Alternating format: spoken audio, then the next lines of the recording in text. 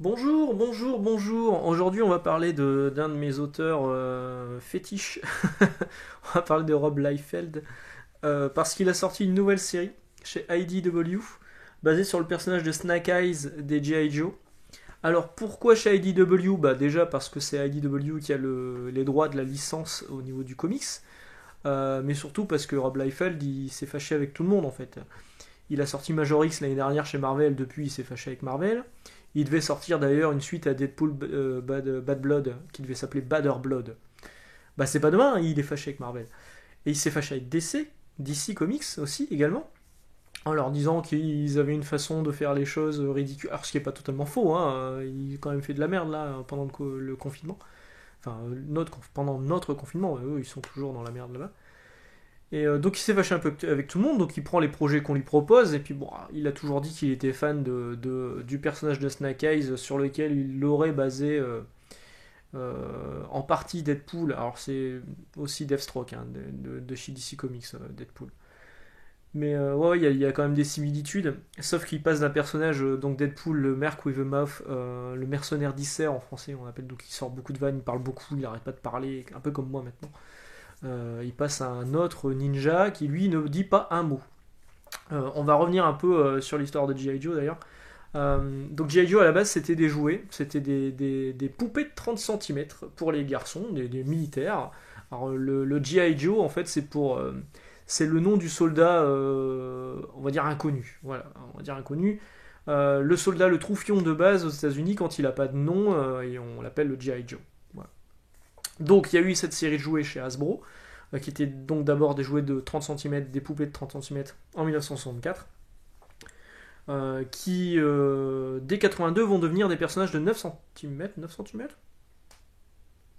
Ouais. Des personnages de 9 centimètres qu'on connaît, que moi j'ai connu gamin, et qui, je sais pas si ça existe encore, ouais je pense que ça se voit encore.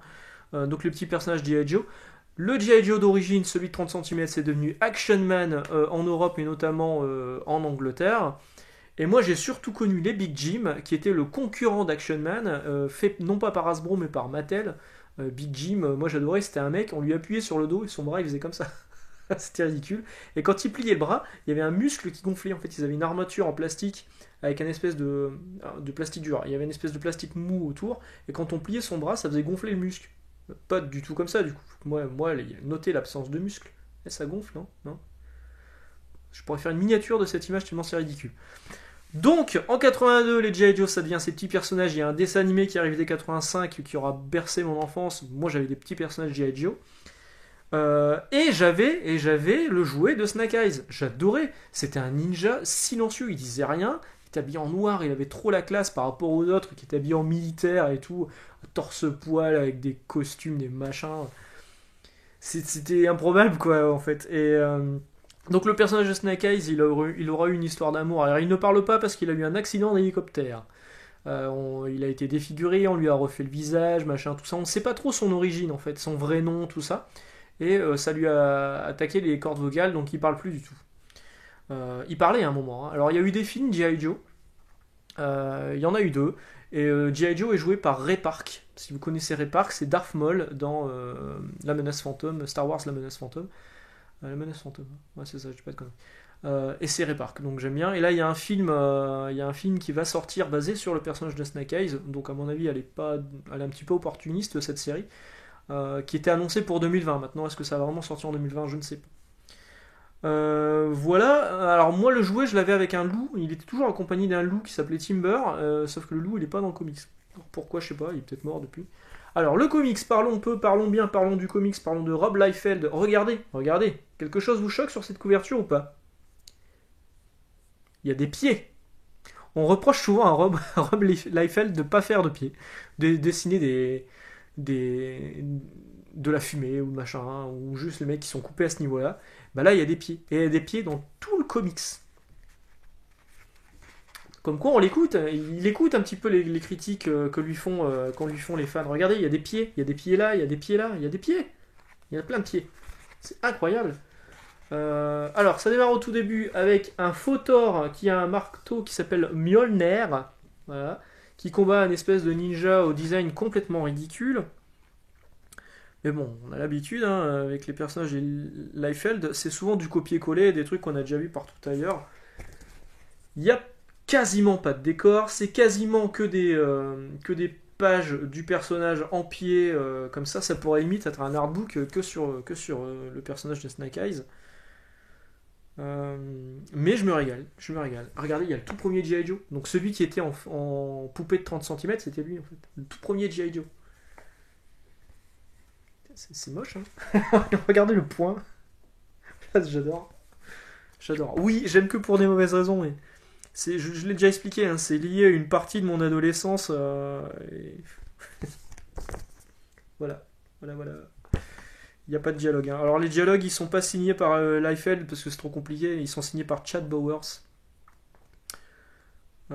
Hop, donc le grand méchant qui est là, ça rappelle un peu la main en fait. Il y a des ninjas qui se sacrifient pour faire ressusciter un mec et qui est ce mec, qui est une momie rouge en fait. En gros, hein, c'est une momie rouge.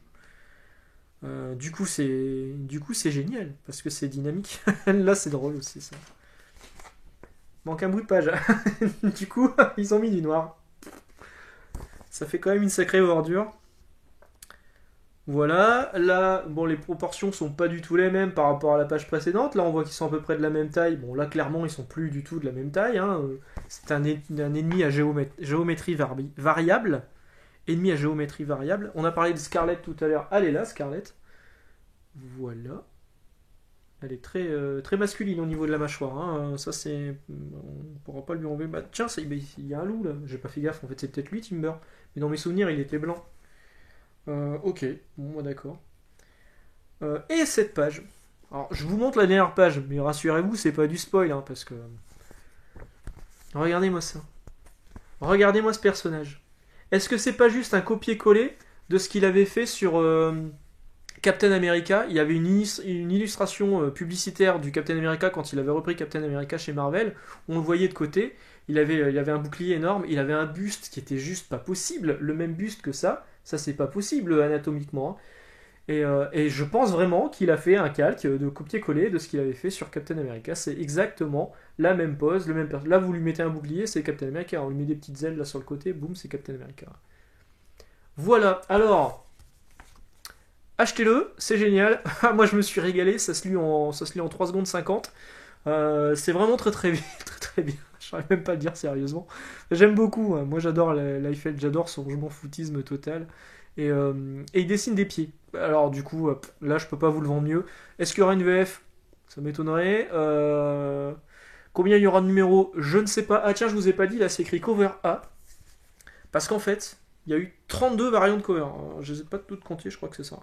Il y en a eu la blinde, blinde, blinde. On les voit tous ici en tout petit. Il y en a pour il y en a pour des sites internet, il y en a pour des comic shops particuliers. Moi, mon comic shop avait une couverture, la couverture A et la couverture B. Bon, là, il lui restait plus que la couverture A, c'était Astro City Lille, hein. Encore une fois, je les salue. Et voilà. Donc, moi, j'ai adoré. Je suis pas méga fan de G.I. Joe. Enfin, j'étais fan quand j'étais gamin, mais depuis, ça m'est passé. Les films, je les ai pas trouvés géniaux d'ailleurs. Même si le prochain film m'intéresse plutôt pas mal. Mais j'ai passé un bon moment de lecture là-dedans où j'ai mis mon cerveau sur off et j'ai juste profité des dessins de Rob Liefeld. Voilà. Mais ben, sur ce, une bonne journée, bonne lecture hein, si vous craquez pour ce Snake Eyes, G.I. Joe Snake Eyes. Et puis on se retrouve demain. Ciao.